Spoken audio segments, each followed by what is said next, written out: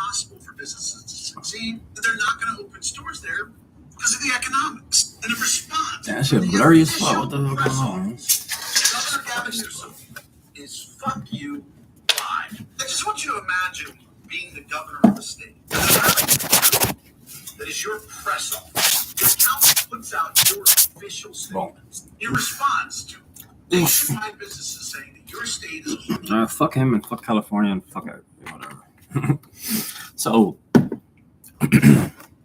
little update, man. Just recently got out the fucking hospital because well, turns out, fuck all these shits on me, dude. Ah.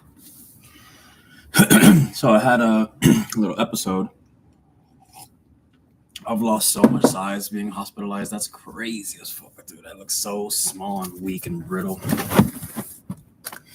That's fucking wild. So anyways, but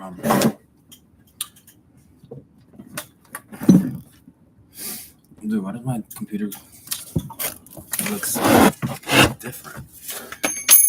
Oops. Anyways, whatever. Fuck that shit. So I went up north to get my truck. I was supposed to bring it down, and it was delayed for days, bro. It's so annoying. Like I tried, and there was always something that kept coming up, like an issue with the truck or whatever, something that needed to be fixed, whatever. It's life, whatever. Then, so in order for me to go up there, I took the train. So I took the train up there to where my mechanic stays, so that I can get in the truck and drive down. Obviously, right? It makes sense. That way, when I drive the truck down, I don't have to go back up to get my car. So I took the train. So it was annoying, stressful. I hate that shit. And I realized, like before I got onto the train, you know, I took 2 hits of weed. You know, like 2 little hits, 3 little hits, and then I got on the train so I could listen to music or whatever the fuck. Right. So I get on the train, I get off, and like I realized when I'm going down the stairs, I'm like catching my breath. I'm like, dude, why do I feel like this? Why do I feel so fucking, you know, tired or like if I just ran a fucking marathon and I'm going upstairs and downstairs? I don't get it. So then my mechanic's mom picks me up and I'm like, my chest is tight. My heart's beating fast. Not really sure what's going on. So since my mechanic has all these histories of like issues, you know, health issues, he had a seizure. So he's like, half of his body doesn't work or whatnot. So, like, you know, they're always in the hospital. He's always taking pills. They're always telling him this, telling him that. He has seizures pretty frequently because of his condition or whatever the fuck. Or mini strokes. They said it was mini strokes. It wasn't seizures. So, so what happened was I was like, you know what, fuck it. They're like, take your blood pressure, see what your blood pressure looks like if you're having. I told him, this is exactly what I said. I was like, I feel like I'm drowning. Like, I feel like I'm underwater while I stand here and talk to you. Like, I couldn't fucking breathe, dude. So then what I did was I took my blood pressure, and you can see in the video that like when I'm taking the blood pressure, like I was making a video and like it says the little machine talks. So it was like your blood pressure and it says like the numbers, and then like all you hear in the background is his mom say, "Holy shit." And I was like, what? I freaked out. I was like, what happened? What does that mean? Why you say that shit? I said, that's fucking high. It was 130 over 111. That bottom number being 111 is pretty bad, bro. It's pretty, you know what I'm saying? It's fucking concerning, you know? So my ass went straight to the fucking hospital, and turns out I had a rapid atrial fibrillation, which, you know, we're going to watch some videos on that shit just so we can, like, you know, prove to you guys, you know, what the fuck it is and how serious it is. Basically, like, one part of my heart isn't, like, coexisting with the other part of the heart to, like, work together in harmony to, like, pump blood out correctly and efficiently. So with that being said, see, I still get out of breath just talking. So, you know, like the fucking caption says, man, like, everybody has a million problems until you have a health problem, and then now you only got one problem because everything else just doesn't matter anymore. Because, oh, I gotta pay rent. Who cares? You're gonna die. Like, what are you worried about?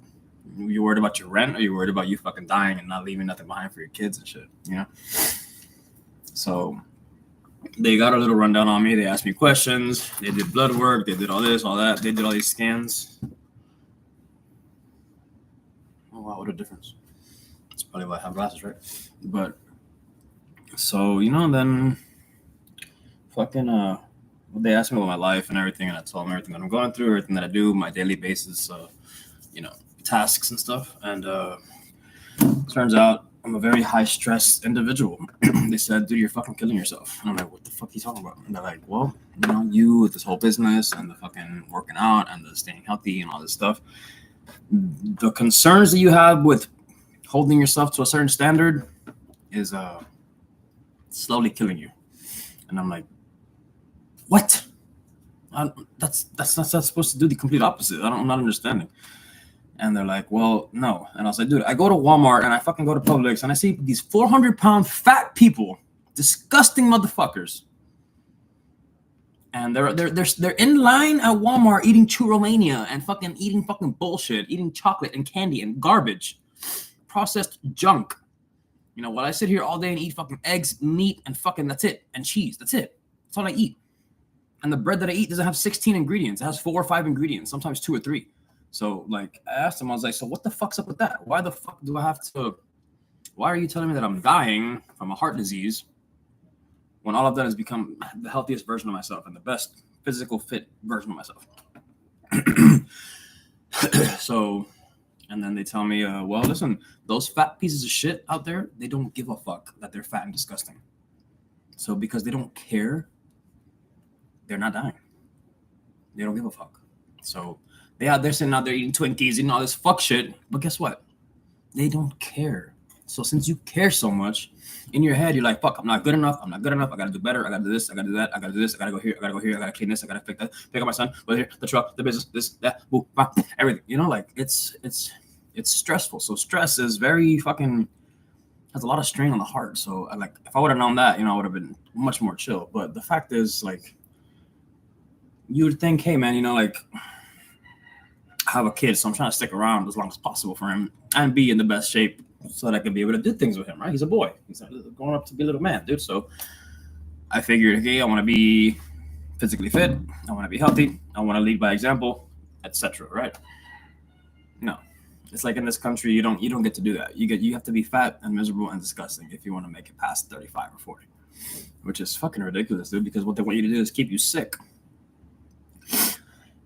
So whatever, they saw my heart rate was at 192 when I went to the hospital, and all the doctors freaked out, jumped up and said, yo, we gotta get this guy a room, stat, get a wheelchair, bing bang boom, put him on some salt, blah blah blah, whatever the fuck, right? Which is another thing I'm gonna tell you.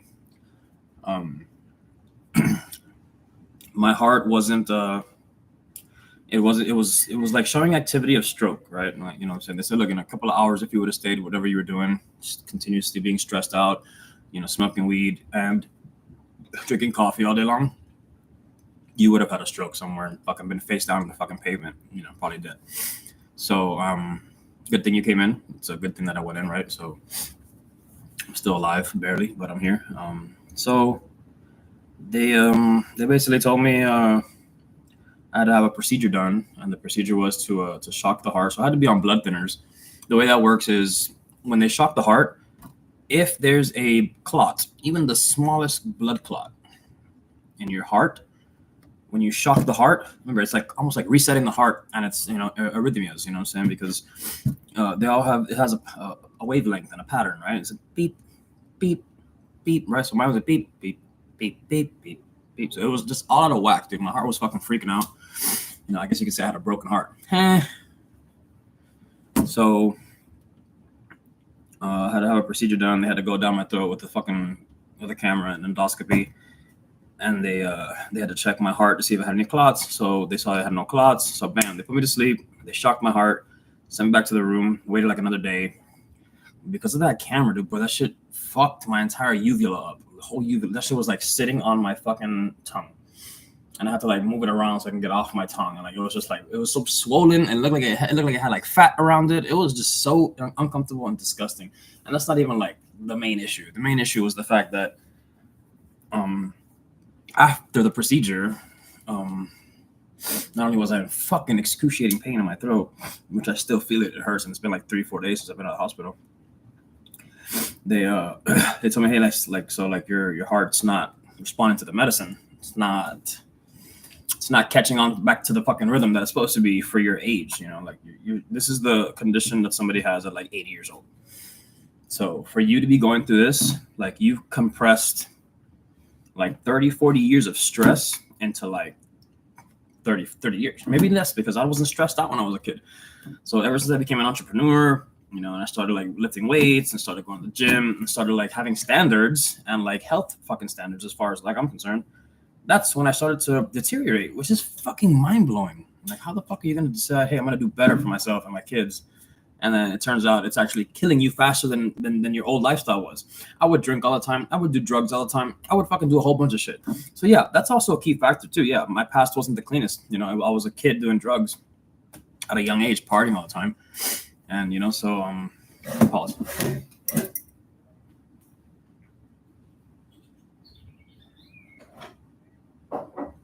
No.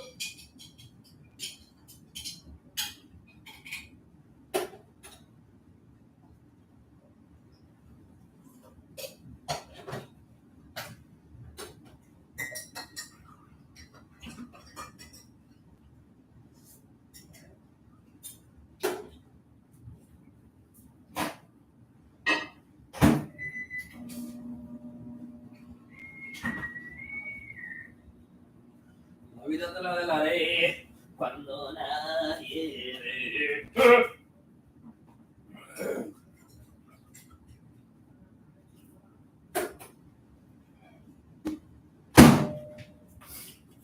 So yeah, you know, I had a fucked up childhood, so whatever the fuck. And then like, you know, I changed when I had my son. You know, obviously things changed. You know, you don't really have the time to party like that, and you don't have you just can't do it. It's the people who do that shit are just fucking completely horrible parents, and they probably just lock their kids in the room while they're on drugs and shit. So, you know, that wasn't me. You know, I was like, fuck, I gotta make a lifestyle change. So I did. So I changed my lifestyle, and I would still party every now and then, obviously. You know, he's 12 now. And see, I can't even talk a certain speed because of this shit, because my heart can't keep up with it. And this has been my problem my whole life. I've always my brain's always moved so fast that my body can't keep up with it. My brain sets goals and has expectations for my body to be able to engage and be able to complete these tasks and execute at the same speed as my brain. But my brain functions on a different frequency. It's so fast paced, and it has such high standards, you know, so that I just can't keep up. At least not my body. At least not anymore. Before I was fine. I was able to work, run a business, do this, do that, be a single father, still hang out, still party, still go out, still do this, still do that, find hoes, all this shit. I was still able to do everything, you know, but it comes to a point where you burn yourself out. And I thought this was all fucking bullshit. I thought burning yourself out was a weak man's way to say, hey, I'm lazy, don't expect me to do what you do. That's what I thought. And let me tell you, man, that shit's for real. You know, I had an executive chef who, me and him, we got along because he was into like cryptocurrency investments, and he owned like an exotic car rental with his buddies. He had another cleaning business for restaurants, and then he was an executive chef at the restaurant I worked at. So I was like, fuck, how the fuck do you do that? That's like all, you know, like high value shit. Usually like only having one or two of those, you're successful. So this guy was working every day, clocking in. The dude owned like a $200,000 Porsche and took the train to work, just so you wouldn't have to worry about traffic and worry about parking in Miami. And parking in Brickell is brutal, and it's expensive.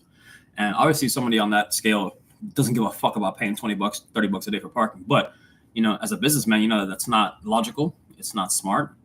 So, you know, obviously he chose the better path by taking the train, which sometimes I do because it's just the best option. And it turns out he used to get along with me because every time he would tell me, hey, so I'm hungry, I would fucking come up with some extravagant shit. It wasn't on the menu. Nobody knew what it was. I would always make some crazy looking shit, some crazy tasting shit, and I would be completely obscure. And I would still get it done while I was still getting my line set up, still getting my prep done, and still getting everything set up for the nighttime too. So I was a very high performing, high caliber cook. I've always outperformed everybody. Every job I've ever gone to, I outperformed the people who were in charge, even on the corporate level, you know? So yeah, I always have high expectations of myself because I always have high expectations of everybody else around me. And since I can execute, I always thought everybody else should be able to execute if I properly guide them in the right way. Make sense? But turns out, you know, he was Mexican. He was about 40 years old. And then there was a time where like he was gone for like a week or some shit, and I was like, man, I've never seen this guy gone for so long. Like, what's going on? And then I was this is when I was like selling drugs and shit, a couple years back. And turns out like one of the executive sous chefs, who was also Mexican, he was from California. I used to sell him dope, so we got along. Obviously, like if you buy dope from one of your cooks, he's gonna be the first person that you open up to and tell things to that you're not supposed to tell to. Obviously, since me and him hold that relationship where like, hey, you're my boss and I sell you drugs, and like I don't want no one to know, and you don't want no one to know. So like, there's this like confidence type of thing that we have with each other, right? So he told me, he's like, man, don't tell nobody, bro, but chef had a heart attack. I'm like, what? He's like, yeah, bro. So did he died? He's like, no, he didn't die, but he definitely had a heart attack, bro. He was very stressed out.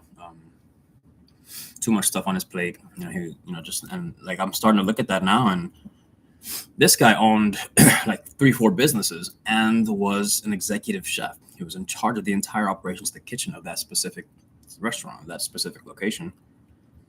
And just the fact that he was 40 and had a heart attack and had all that stuff, like I'm literally on the same fucking path, but I'm 5 years younger. And I don't even have the amount of fucking businesses he has. I'm saying? Like he was on a different level. I'm saying? Like every time Bitcoin would go up, like you would know, because he'd be like, so you want Bitcoin? I'm like, do I want Bitcoin? He's like, yeah, open your wallet. And he'll just send me fucking like $50 with a Bitcoin for no reason.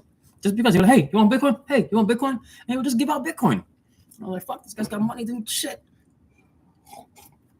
Because he would want everybody to invest in Bitcoin, because he knew that it was going to be, eventually the new way of economics. It was going to be the new fucking shift in currency exchange and stuff. So, but the point is, like when I had this little episode, I thought about him, and I'm like, fuck, dude, like it's crazy how in order to be a high performing individual, you have to put your health at risk, man. And some people will say, no, you don't. You got to be smart. Look, listen, dude, when you're in the middle of this whole entrepreneurial journey where you're trying to make it and you're trying to become about 1-2%, you don't fucking have the time to think, oh my God, am I okay? Let me go check my blood because I feel stressed out. Bro, no one gives a fuck. When you're on that path, like when I first started my fucking business, the food truck was making $36,000 in 21 days. So to make $36,000 in 21 days is pretty brutal. Obviously it's nonstop work. It's 5 days a week, 5, 10, 15, 20, right? So in 21 days, I made fucking 36 grand. So imagine, I already calculated it, and that month that I made the 36K, if I would have gone 7 days straight, I would have made like 53, 54. And then about out of the 36,000, 19,000 was profit that month.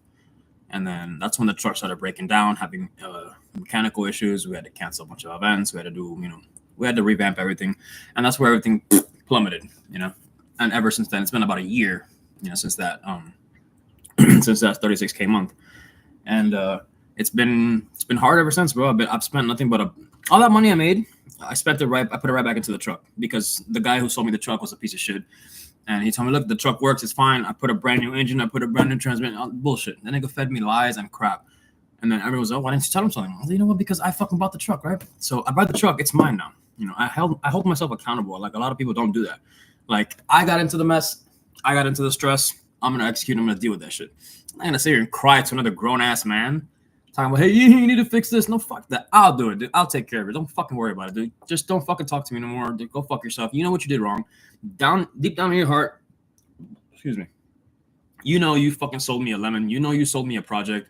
All you want to do is get that big old chunk of money and get the fuck out the way, and not be held responsible for you selling me a truck that was gonna break down in a month or two. So the fact that he did that, I know God works in mysterious ways. That's fine. So that's why I say, you know what? I'll take all the responsibility. Don't worry about it. It's cool. No problem. He's always been a slimy, cheap motherfucker anyways. So I stopped fucking with him. I said, fuck that. And I don't talk to him. He'll call. His partner will call. They'll text. Fuck it. Leave him on red. Go fuck yourselves. Don't need that type of energy in my life, dude. Because if you fuck me over on a fucking $30,000, $40,000 truck, imagine what you do with $100,000 or $500,000. Those motherfuckers ain't really seen money, bro. So when a motherfucker sees $50,000, $100,000, they think oh my God, that's a lot of money. Dude, I used to shit that when I sold drugs. So that shit doesn't make any sense to me. Like, to even be associated with someone so cheap like that. Not every dollar is a good dollar. Remember that. So The fact that I've been doing this all on my own with just me and my mechanic, it's been a long ride because for one, my mechanic lives in Boyan and he has a lot of health issues. So there's times where like he doesn't feel good, whatever the fuck. I get it, I understand. Me too. I haven't been giving 100% either. I've been bumming it out and just sticking to like, you know, being fit, staying in shape, and you know, being healthy and like trying to like guide my son to the same path. You know what I'm saying? Plus, school just started, so it's been stressful. The traffic's worse. It's harder to get everywhere. There's traffic. Like the hour drive I used to take to Boyan, now it's like an hour and a half every single time, no matter what. So it's been fucking hell for the past year and a half, man. I've been struggling to get this truck on its at its optimal level again, but you know, all that stress on the way was what caused me to have this thing called AFib, which is atrial fibrillation, which is which is what I'm gonna play some videos about. And basically, right now, I just recently got the whatchamacallit, man, the referral for the cardiologist down here in Miami. So I have to go over there, get a stress test done, do blood work, EKGs, ECGs, EEGs, all this stuff. You know, all these fucking different tests so I can check the arrhythmias in my heart to see if I'm still living in AFib or not. AFib is the atrial fibrillation. My heart rate was at one point 204. You know, and I asked the doctor, like, what's a regular heart rate? Like, it's under 100, and you're at 204. So your heart is like about to explode, like inside your chest. So that's just a little bit of, you know, just want to paint you a picture so you know what the fuck you're doing to yourself with all this stress and all this bullshit that you're dealing with. So it's not something fun. It's not something I've enjoyed. It's fucking hot in here.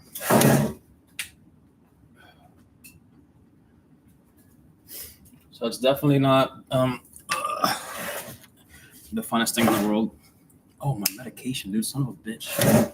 I'm not used to this shit, bro.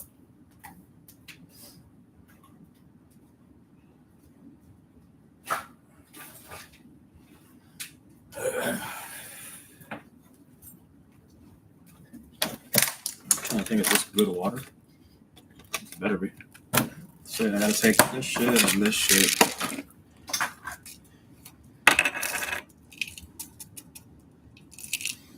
This, and then I gotta take this. If you have heart problems, you know what this is. Every time I bring up, they're like, oh, they got Eliquis. I'm like, dude, you make it seem like it's like a fucking, like it's like a candy or something, dude. Yeah, I got a fucking heart medication. Like, why are you so excited about it? Everyone says the same shit. Oh, you got Eliquis. Yeah, I figured. I'm like, everybody in this country is dying of something, dude. It's fucking sad. It's sick as fuck. When I went to go pick up the medicine, they told me, oh, you gotta wait till tomorrow. I was like, no, I don't. Make that shit. I know you got it back there. And they're like, oh, well, you know, 5-6 people came today already. We couldn't give it to them all. I was like, well, make it happen.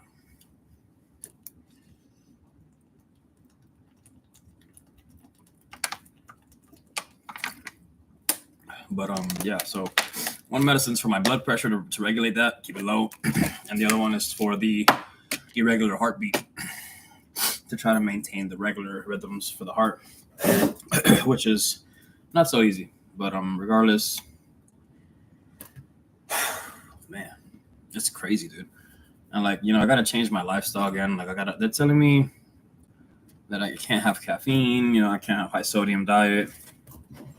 Which, fuck, we're already at 23 minutes. Time flies when you're on this dumb shit. I'm gonna go ahead and stop it there and start a new one. That way it's not sitting there and sucking up all this fucking time. You know what I'm saying, bro?